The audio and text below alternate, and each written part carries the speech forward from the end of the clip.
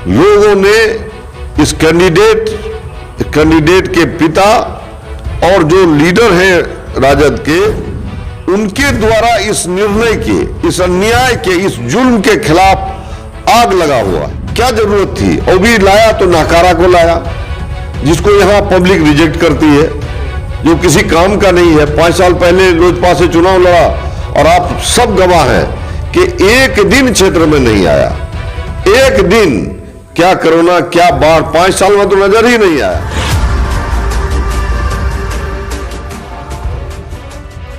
पप्पू यादव की पार्टी में जाने का फैसला आपने कैसे किया?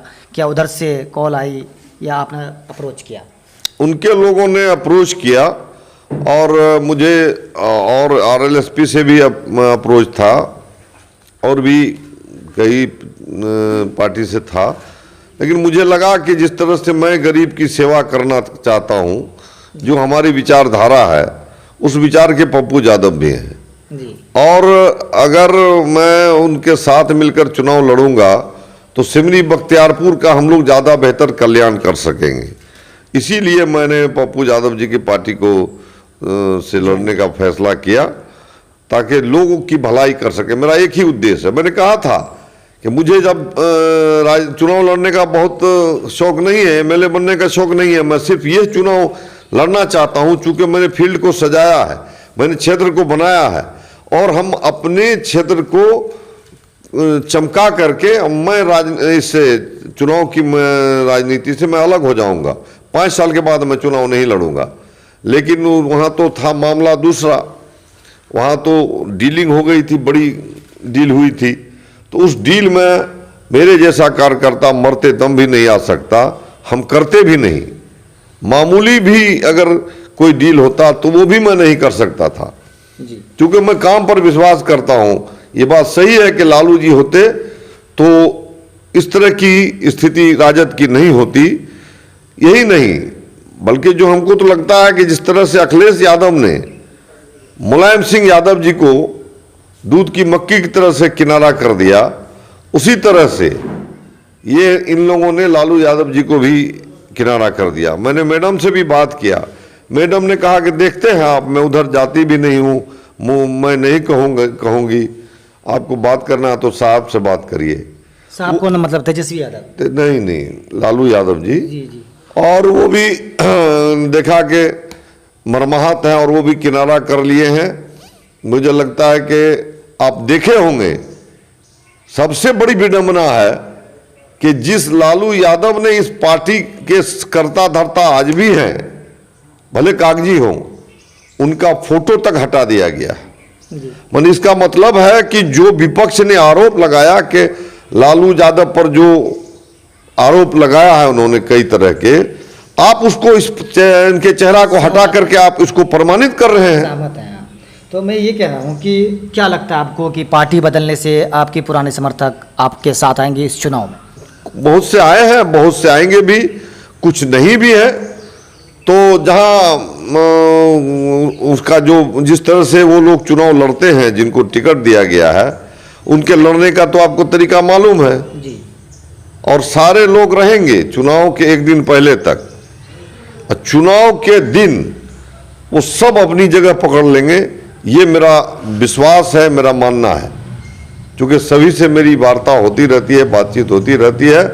ये सारे लोग मुखौटा की तरह से पार्टी का कार्यकर्ता की हैसियत से वहाँ हैं, कोई दिल से नहीं है। क्योंकि वो जानते हैं कि 10 तारीख को रिजल्ट होगा तो न ये जदयू का प्रत्याशी मिलने वाला है और न राजद का प्रत्याशी नजर आने वाला है। अगर जनता का आशीर्वाद रहा सिमरी बख्तियारपुर से, तो पहला संकल्प क्या होगा इस क्षेत्र में जो आप करेंगे? हमारा पहला संकल्प है कि गरीबों की दुख को दूर करना, उनकी मुख्य समस्याओं को दूर करना। ब्लॉक, अंचल, थाना, अनुमंडल, हॉस्पिटल में उनकी जो कठिनाई है, जो परेशानी है, उसको दूर करना। आपने देखा होगा वर्षों से राशन कार्ड नहीं बना है जी। और मैं जब एमएलए हुआ तो मैंने डीएम साहब से बात करके राशन कार्ड बनवाना शुरू कर दिया। मैंने 15 जगह कोसी नदी के कटाव से गांव को बचाने का काम किया। मैंने अनेक सड़कें बनवाई, दर्जनों पुल स्वीकृत कराया। तो जो मेरा प्राथमिकता है कि हॉस्पिटल, स्कूल, मैंने ब्लॉक, अंचल, थाना, अनुमंडल सबको पटरी पर लाना। जो सरकार का सही नीति है, जो नीति है काम करने की, उसका लाभ गरीबों तक सही सही ढंग से पहुंच सके। आज क्या हो रहा है इंदिरा आवास में? बिचौलिया हावी है, 35 कोटा है, 20 इसको, 30 उसको, 40 वो कराएगा और 30 से 35 हजार रुपया प्रति इंदिरा आवास की कटौती होती है। आश्चर्य है, राशन कार्ड बनाने में 500 से 1000 रुपया लोगों से लिया गया और उसमें भी गलती क्या है कि 10 आदमी परिवार में है तो मात्र 1 आदमी का नाम दिया गया। अब बताइए वो 9 आदमी कहां से राशन लेगा? राशन कार्ड नहीं था तो न राशन मिलता, न राशन मिलता, न इलाज होता, न इंदिरा आवास मिलता। आपको आश्चर्य होगा कि नदी के उस पार रहने वाले लाभुक को नदी के इस पार के डीलर से जोड़ा गया था, जिसको 60 से 70 रुपया नाव का भाड़ा दे करके अपना रकम ले जाना पड़ता था। जो रकम मिलती थी उससे ज्यादा कीमत उसको भाड़ा में चुकाना पड़ता था। इस पार के उपभोक्ता को उस पार के डीलर से जोड़ दिया। कौन सा सेंस है, कौन सा तरकीब से ये काम होता था, उसको मैंने दुरुस्त करवाया। सभी डीलरों को समान रूप से लगभग उनका आवंटन करवाया। गोदाम से डीलरों को वजन करके गल्ला मिलने लगा और डीलर पर भी हम लोगों ने अंकुश लगाया, उनको समझाने का काम किया कि आपको गल्ला वजन करके मिलता, आप भी पब्लिक को वजन करके दीजिए। इसलिए जो पब्लिक का जो काम है उसको मैंने टच किया। आप देखा होगा कोरोना में कोई यहाँ का MP और या जो भी लीडर है कोई फोन नहीं उठाता था, नजर नहीं आया। मैं कोरोना को तो बीमारी रहते हुए भी मैं एक दिन घर नहीं बैठा, रात दिन लोगों की सेवा करता रहा।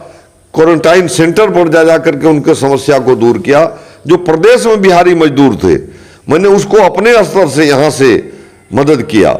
हमारे जो दोस्त हैं, रिश्तेदार हैं बाहर में, उनसे मदद किया, चाहे वो बम्बई हो या गुजरात हो, यूपी हो, आपको हरियाणा हो, पंजाब हो, चेन्नई हो, जहाँ भी स्टेट, झारखंड हो, क्या कहते हैं, बंगाल हो, हर जगह लोगों को मैंने मदद पहुंचाया। और लोग तो कल मेरी मुलाकात हुई थी, कह रहे थे कि इतना राशन आ गया आपके फोन के बाद कि 6 महीना तक हम लोग खाना उसका राशन का इस्तेमाल करते। तो जब पब्लिक की सेवा करनी है तो उसमें परेशानी क्या है? हमारा तो एक ही एम है कि अगर पब्लिक की सेवा करना चाहते हैं तो आप जनप्रतिनिधि बनिए और नहीं तो नहीं बनिए, सेवादार बनिए, पब्लिक की सेवा करने का उद्देश्य रखिए। और अगर नहीं मेवा खाने का उद्देश्य है तो लोग जिस तरह से अभी हमारे जो पार्टी थी उसमें भी खुल गया है दुकान, आप अपना MLC राज्यसभा बनकर के पटना दिल्ली में आराम करिए। जी, आखिर में एक दो सवाल कि क्या लगता है कि हवा का रुख किधर है? आप क्षेत्र में घूम रहे हैं, हवा का रुख बिल्कुल हमारे पक्ष में है और ये आपको भी आइडिया लग रहा है। मैं जहां जाता हूं लोगों ने इस कैंडिडेट के पिता और जो लीडर हैं राजद के, उनके द्वारा इस निर्णय के, इस अन्याय के, इस जुल्म के खिलाफ आग लगा हुआ है। लोग बहुत आक्रोश में हैं। लोग को कष्ट है कि कहा कि साहब पहली बार सिमरी बख्तियारपुर को कोई विधायक मिला जो जनता की सेवा करता हो। मैंने एक इंटरव्यू सुना, RSS के एक कैंडिडेट हैं उनका मैंने सुना, तो उन्होंने कहा कि इन दोनों कैंडिडेट जो हैं जदयू राजद के, ये तो कहाँ जाएंगे पता नहीं, कभी मिलेंगे ही नहीं, कभी क्षेत्र में नहीं आए। कभी 2 साल पहले वो मुकेश सहनी जी ने चुनाव लड़ा था, वो भी गायब हो गए 2 साल से।